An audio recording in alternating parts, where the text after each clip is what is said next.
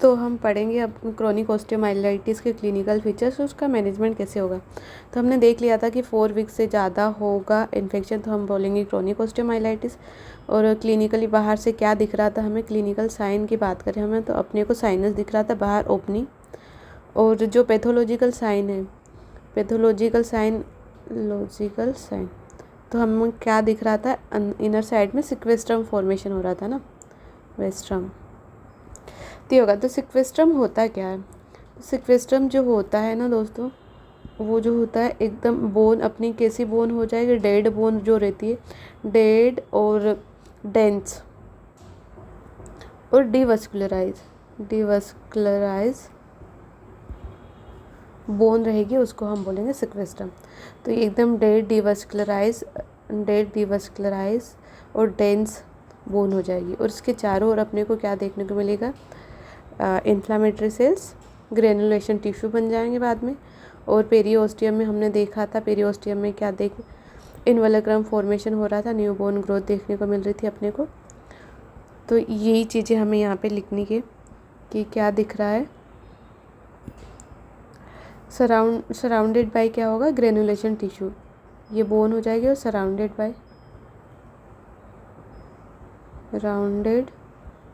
Bye granulation tissue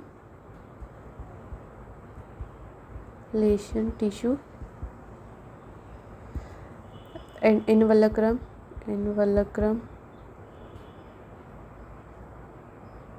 ठीक है। और ये इसमें होगा क्या, माइक्रोस्कोपिकली देखें तो जो पूरा हेवर्सियन सिस्टम होता है बोन का, वो पूरा डिस्ट्रक्शन उसका हो चुका होगा पूरा। तो हम माइक्रोस्कोपिकली बोल सकते हैं, माइक्रोस्कोपिक डिस्ट्रक्शन हो जाएगा अपना ऑफ हेवर्सियन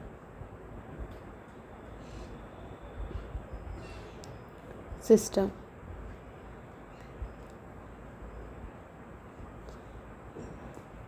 सो ये अपना हो गया सिक्वेस्ट्रम क्या होता है। फिर सिक्वेस्ट्रम की कुछ टाइप भी दिए हुए टाइप ऑफ सिक्वेस्ट्रम। तो मोस्ट कॉमन जो है वही पढ़ेंगे अपन, जैसे कि एन्युलर टाइप, एन्युलर या रिंग बोल सकते हैं। तो ये सिक्वेस्ट्रम कहाँ देखने को मिलेगा, ऐसे याद रखना, एम्पुटेशन वाले लेग में सिक्वेस्ट्रम हो रहा है तो ये एन्युलर टाइप का होगा। फिर अगला पढ़ते ट्यूबुलर या डाइफाइसियल,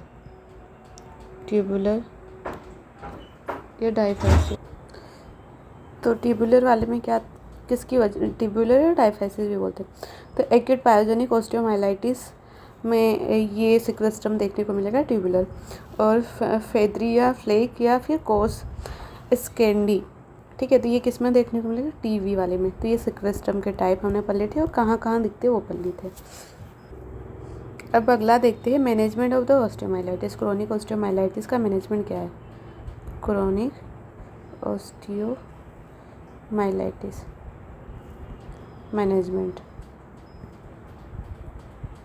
तो सबसे पहले तो हमने देखा था कि जो अपना साइनस बन रहा था, क्या क्या बन रहे थे अपने क्रोनिक में, साइनस बन रहा था, सिक्वेस्ट्रम बन रहा था और क्लोका, जो कि ओपनिंग जो अंदर वाली जो पाथवे, तो क्लोका बाहर वाला साइनस स्किन को क्रॉस करके आ रहा था, और सिक्वेस्ट्रम में एकदम पूरा पस भर गया वो वाला। तो इन सबको अपने को रिमूव करना है, ठीक है।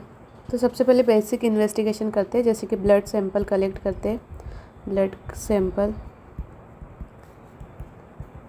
दूसरा है अपना एंटीबायोटिक दे देंगे पेन वगैरह के लिए, एंटीबायोटिक, ठीक है, एनाल्जेसिक वगैरह जो कि हम एक्यूट में दे रहे थे। फिर मेन आता है अपना साइनोग्राम होता क्या है वो डीप में पढ़ते हैं थोड़ा। साइनोग्राम में क्या होता है कि जो अपना ओपनिंग बन रही थी सिक्वेस्ट्रम की, सिक्वेस्ट्रम बाहर निकल के जा रहा था, जो हमने पिछले वीडियो में देखा, ये बाहर निकल के जा रहा था, ठीक है। तो हम यहाँ पे साइनोग्राम करते, इसमें क्या करते, रेडियो ओपेक सब्सटेंस, यहाँ से बाहर की साइड ओपनिंग है तो यहाँ से इंजेक्ट करेंगे रेडियो ओपेक सब्सटेंस, इसमें पूरा भर जाएगा रेडियो ओपेक सब्सटेंस, ठीक है।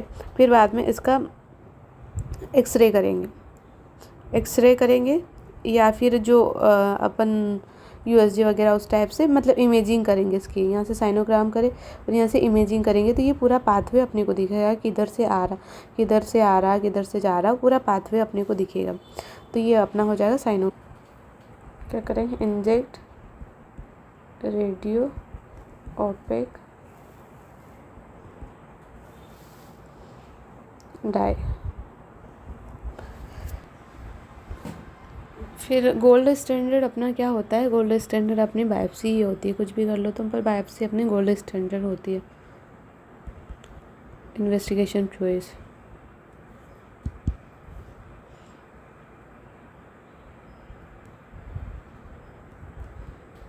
बायोप्सी। फिर मैनेजमेंट ट्रीटमेंट क्या, तो सिंपल से जो चीज़ें हैं उनको रिमूव कर दो। जैसे साइनस है तो साइनस अपना बाहरी ओपनिंग था, तो साइनस ट्रैक्ट को क्या कर देंगे अपन, एक्सीजन कर देंगे उसका, एक्सीजन, 1 सेकेंड गड़बड़ है, एक्सीजन कर देंगे, ठीक है। और जो अपना साइनस का कर दिया, सिक्वेस्ट्रम जो था पास बस अंदर जो भरा हुआ था तो उसको भी रिमूव कर देना है अपने को, सिक्वेस्ट्रम को रिमूव करना है तो क्या बोलेंगे इसको, सिक्वेस्ट्रेक्टोमी, सिक्वेस्ट्रेक्टोमी। किसी भी चीज़ को रिमूव करना, निकालना, ओपन करना, सिक्वेस्ट्रेक्टोमी कर दें। पर जो डेब्रिडमेंट जहाँ पे अपना क्या था, जो सिक्वेस्ट्रम के चारों ओर पस वगैरह या जो भी डेब्री वगैरह है तो उसको रिमूव कर देंगे, डेब्रिडमेंट कर देंगे। फिर बाद में जो अपना फ्रेश जहाँ पे मतलब डेड बोन है उसको रिमूव कर देंगे, किससे, क्यूरेटाज से, क्यूरेटाज से। क्यूरेटाज कब तक करेंगे, जब तक कि फ्रेश ब्लड ना आ जाए, till the fresh blood, fresh bleeding ना हो जब तक हम करते हैं। तो इसको कौन एक साइन बोलते हैं, क्या साइन, क्या नाम है उसका, पेपरिका साइन, पेपरिका साइन।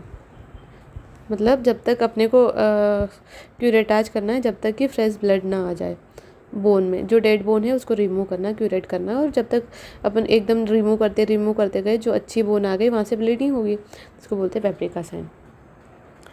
फिर बाद में जो अब क्यूरेटाज कर दिए और जो डेड बोन हमने रिमूव कर दी, इसके बाद क्यूरेटाज के बाद क्या, डेड बोन हमने रिमूव कर दिया ना, डेड बोन रिमूव कर दी, और वहाँ पे जो स्पेस बचा उसको किससे फिल करेंगे, तो स्पेस जो बचा उसको फिल करेंगे अपन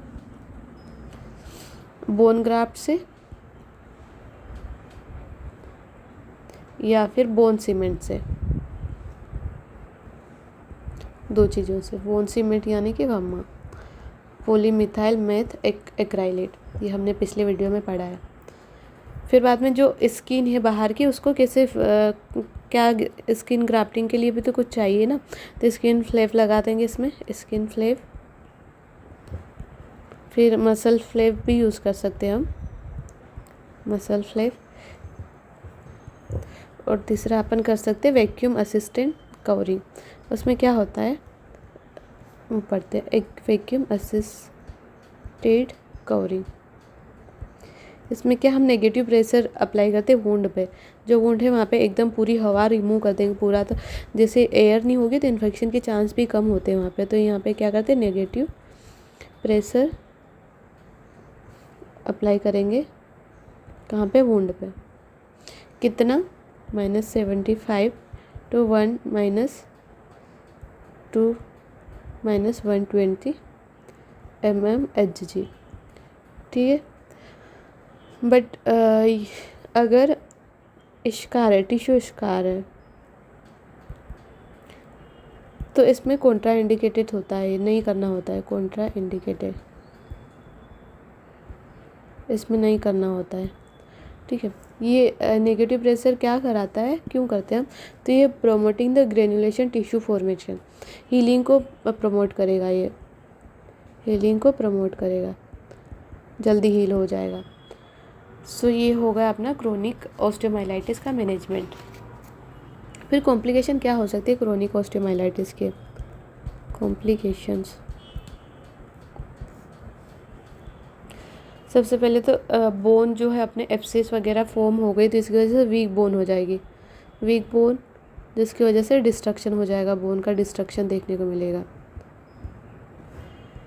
दूसरा देखेंगे कि जो क्रोनिक डिसीज़ है अपनी वो एक्यूट में भी तो कन्वर्ट हो सकती है। एक्यूट ऑस्टियोमाइलाइटिस, एक्यूट जो था वो क्रोनिक में कन्वर्ट हो जाएगा, ये इसमें हो सकता है। नियोप्लास्टिक चेंजेस हो सकते हैं, नियोप्लास्टिक ट्यूमर बन जाएगा, बिनाइन मैलिग्नेंट चेंजेस देखने को मिलेंगे अपने को, जैसे squamous cell carcinoma, squamous cell carcinoma इसका एग्जाम्पल है। ठीक है, फिर अमाइलोइडोसिस हो जाएगा, लोइडोसिस। तो ये अपने कॉम्प्लिकेशन हो गए कि क्रोनिक ऑस्टियोमाइलाइटिस के क्या क्या कॉम्प्लिकेशन हो गए। तो ये अपना हो गया ऑस्टियोमाइलाइटिस एक्यूट एंड क्रोनिक। एक टर्म है सब एक्यूट ऑस्टियोमाइलाइटिस, एक्यूट ऑस्टियोमाइलाइटिस। अपन एक्यूट किसको बोलते हैं, 2 वीक से कम का, और क्रोनिक बोलते हैं 4 वीक से ज़्यादा का। तो जो 2 वीक से 4 वीक के बीच का जो टाइम है उसको क्या बोलेंगे, जब वो कुछ हो रहा है तो सब एक्यूट ऑस्टियोमाइलाइटिस। ठीक है, सब एक्यूट ऑस्टियोमाइलाइटिस, या फिर इसमें जो एप्सिस देखने को मिलेगा उसको बोलते हैं ब्रोडिस एप्सिस, ब्रोडिस एप्सिस। इसमें जो ब्रोडिस एप्सिस में क्या मोस्ट कॉमन ये होता है, टीबिया को इन्वॉल्व करता है, टीबिया को, और पस इसमें प्रेजेंट होगा। ठीक है, जबकि क्रोनिक ऑस्टियोमाइलाइटिस में अपना पस नहीं देखने को मिलता है, इसमें पस प्रेजेंट होगा।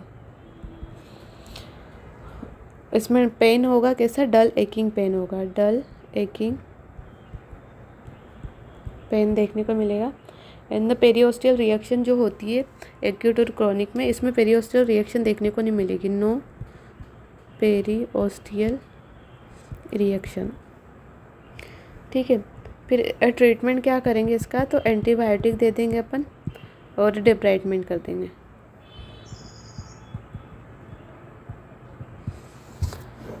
तो ये होगा ब्रोडी सेप्सिस।